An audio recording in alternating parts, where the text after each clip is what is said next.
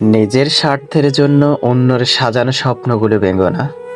স্বার্থ মিটে গেলে তুমি হয়তো চলে যাবে, কিন্তু তার স্বপ্নগুলো আর সাজাতে পারবে না।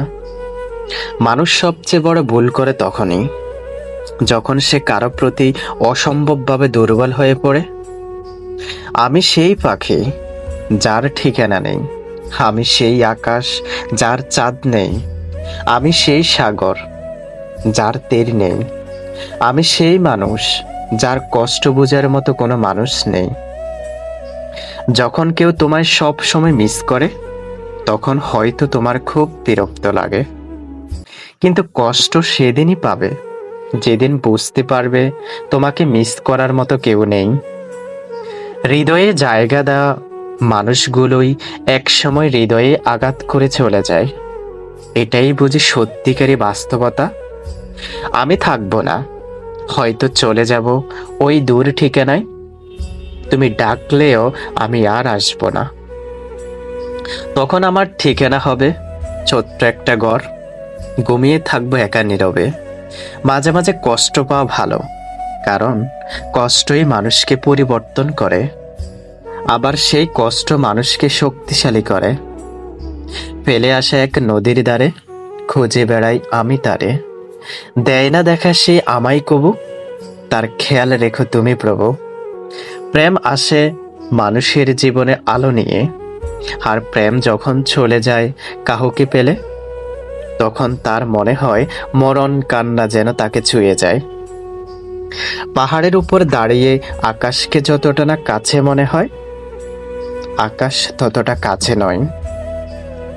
ঠিক তেমনি কোনো মানুষকে যতটা আপন মনে হয়, আসলেই সে কখনো ততটা আপন নয়। চোখের অশ্রুটাও বেঈমান, ঝরে পড়ে তাও আবার অন্যের জন্য। নিজের অস্তিত্বটাও এখন বেঈমানি করে, শুধুমাত্র তোর জন্য।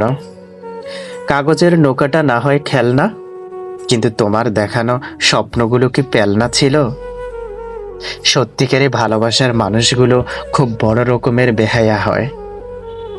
শত অবহেলা আর লাঞ্ছনা পেয়েও তার কাছেই পড়ে থাকে। জীবনের শুরুতে কষ্টের সূচনা, হাজারো ব্যথা নিয়ে আমার রচনা। যন্ত্রণার অন্ধকারে নির্মম এক পরিহাস। চোখের জল আর বেদনা নিয়ে আমার জীবনের ইতিহাস।